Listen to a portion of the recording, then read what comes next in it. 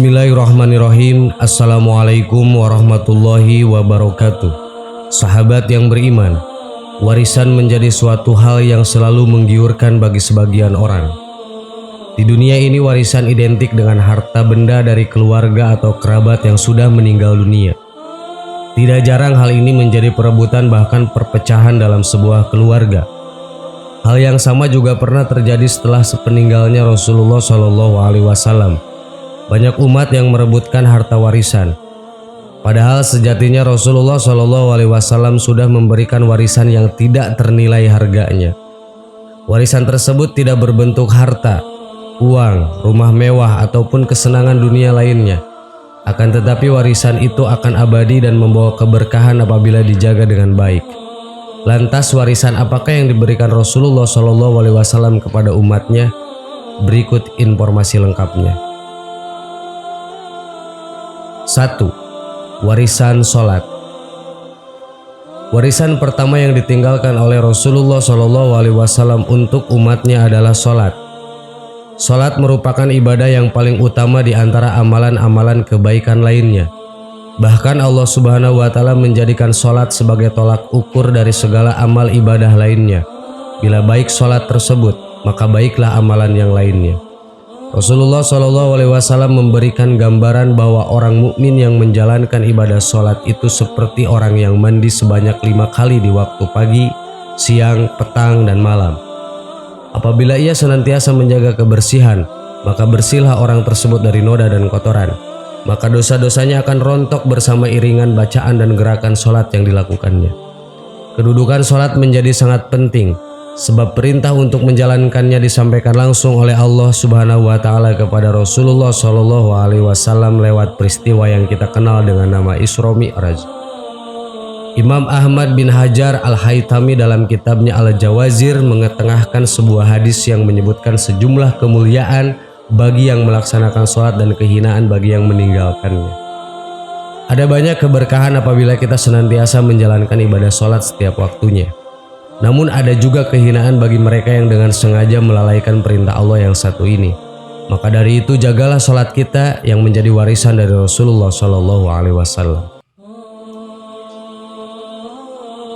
2. Warisan membaca Al-Quran. Warisan selanjutnya yang ditinggalkan oleh Rasulullah SAW adalah membaca Al-Quran.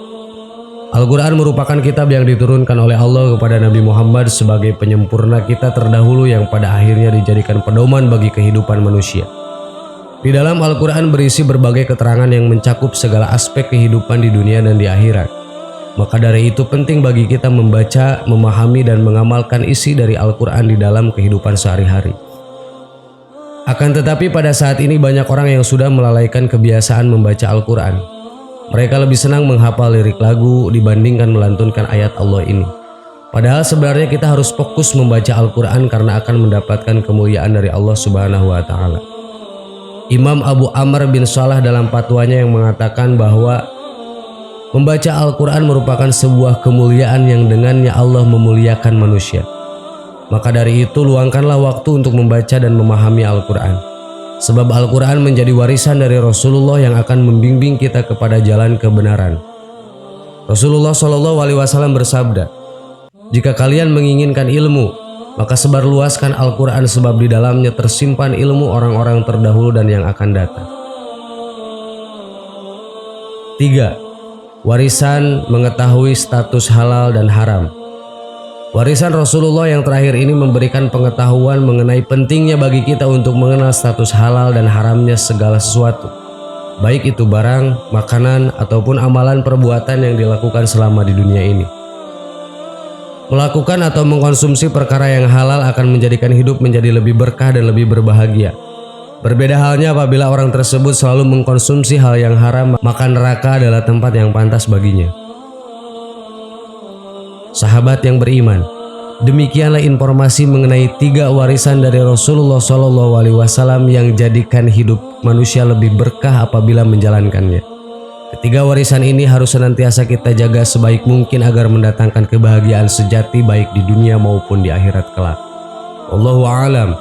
Wassalamualaikum warahmatullahi wabarakatuh.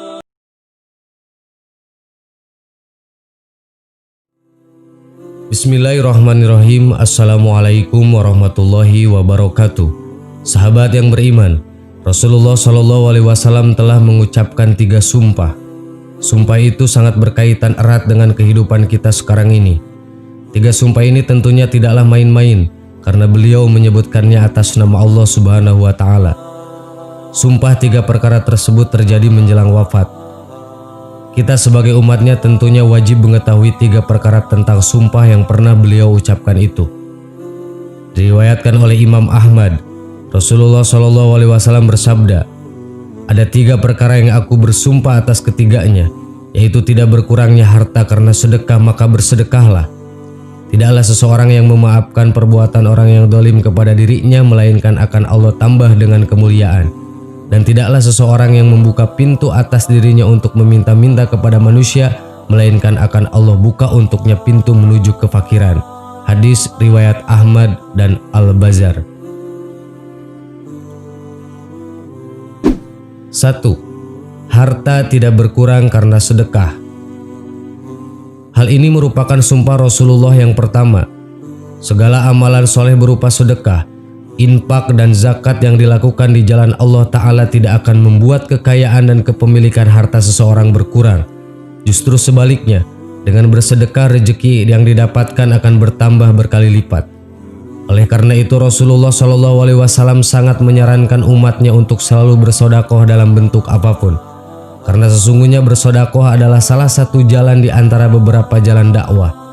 Dalam hal ini Allah tidak akan menyia-nyiakan pengorbanan seseorang dalam bersedekah walaupun secuil apapun. Maka tetaplah Allah akan membalaskannya dengan pahala yang sangat besar. Dalam hal ini Allah berfirman dalam Al-Quran, "Sesungguhnya orang-orang yang bersedekah baik laki-laki maupun perempuan dan meminjamkan kepada Allah dengan pinjaman yang baik akan dilipat gandakan balasannya bagi mereka dan mereka akan mendapat pahala yang mulia." Quran Surat Al-Hadid ayat 18. Maka barang siapa yang mengerjakan kebaikan sebesar jaroh, niscaya dia akan melihat balasannya. Dan barang siapa yang mengerjakan keburukan seberat jaroh, niscaya dia akan mendapat balasannya. Quran Surat Al-Zalzalah ayat 7 dan 8.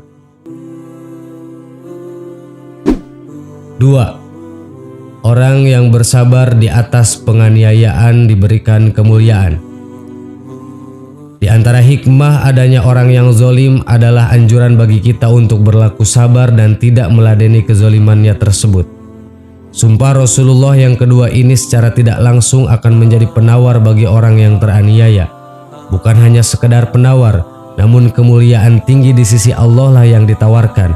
Maka percayalah bahwa Allah tidak akan memandang remeh orang-orang yang bersabar dari penganiayaan terhadap dirinya, melainkan ganjaran besar yang menanti. 3. Meminta-minta merupakan pintu kefakiran. Islam mengajarkan kepada umatnya untuk mencari rezeki dengan cara yang terhormat dan mencela budaya meminta-minta. Oleh sebab itu, Islam memandang mulia orang-orang yang berusaha mencari rezeki secara halal. Dan sebaliknya, bila mendapatkan harta hasil usaha mengemis bukanlah sesuatu yang patut untuk dibanggakan. Bahwa Rasulullah SAW sendiri pernah menyebutkan bahwa seseorang pemuda yang datang menjumpai Rasulullah untuk meminta balasan kasihan berupa uang, namun Rasul menyuruh pemuda ini untuk membawa tali tambang lalu pergi mencari dan mengumpulkan kayu bakar, lantas dibawa ke pasar dan dijual. Kemudian uangnya digunakan untuk mencukupi keperluan diri. Maka hal itu lebih baik daripada orang yang meminta-minta yang terkadang diberi dan terkadang ditolak. Sahabat yang beriman, demikianlah 3 sumpah Rasulullah bagi seluruh umatnya. Sekarang tinggal bagaimana sikap kita menghadapinya. Apakah berusaha untuk menjalankannya atau tidak? Dan sungguh beruntunglah orang-orang yang mampu mengamalkan perintah dan anjuran Rasulullah SAW tersebut. Allahu a'lam. Assalamualaikum warahmatullahi wabarakatuh.